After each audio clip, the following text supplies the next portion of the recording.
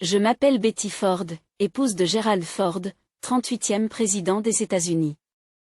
Lorsque mon mari a prêté serment le 9 août 1974, après la démission de Richard Nixon, je suis devenue première dame. Ce rôle, je ne l'avais pas choisi, mais je l'ai embrassé avec sincérité, en restant fidèle à moi-même, à mes convictions et à mon franc-parler. Les années où j'ai occupé cette fonction furent marquées par de grands bouleversements pour notre pays, mais aussi pour moi-même. L'Amérique traversait une crise de confiance après le scandale du Watergate. Mon mari s'est battu pour restaurer l'intégrité et l'unité, et moi, à ses côtés, j'ai tenté de faire entendre une voix différente, plus intime et plus humaine. Une femme engagée et audacieuse. J'ai toujours été passionnée par les droits des femmes.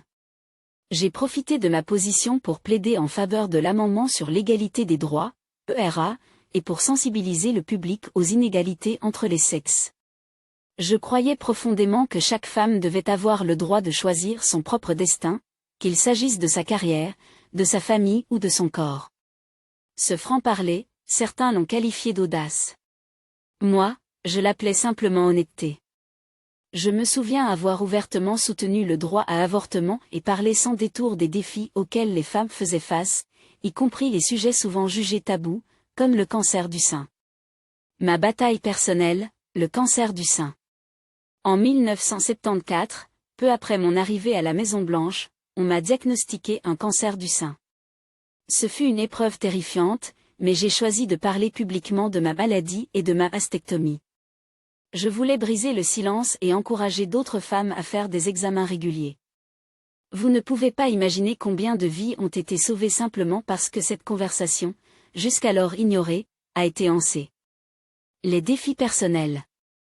Mais tout n'était pas rose. Derrière l'image publique, je luttais avec mes propres démons. Mon emploi du temps chargé, la pression constante et des douleurs physiques chroniques ont conduit à une dépendance aux antidouleurs et à l'alcool. Ce n'est qu'après avoir quitté la Maison-Blanche que j'ai affronté ces luttes et cherché de l'aide. Ce parcours difficile m'a poussé à fonder le Betty Ford Center, un établissement qui aide encore aujourd'hui des milliers de personnes à surmonter leur dépendance. La première dame à ma façon. Je n'ai jamais prétendu être une première dame classique. Je n'étais pas une hôtesse traditionnelle, ni une femme silencieuse derrière son mari. J'ai parlé des sujets qui comptaient pour moi, j'ai dansé, ri et pleuré en public. Je voulais que les Américains voient une femme réelle, imparfaite, mais profondément engagée pour eux. Mon rôle s'est terminé en 1977, lorsque Gerald a quitté ses fonctions. Mais mon engagement n'a jamais pris fin. Ces années à la Maison-Blanche ont façonné la femme que je suis devenue, une défenseur des femmes, une militante de la santé publique, et une survivante déterminée à aider les autres à surmonter leurs propres défis.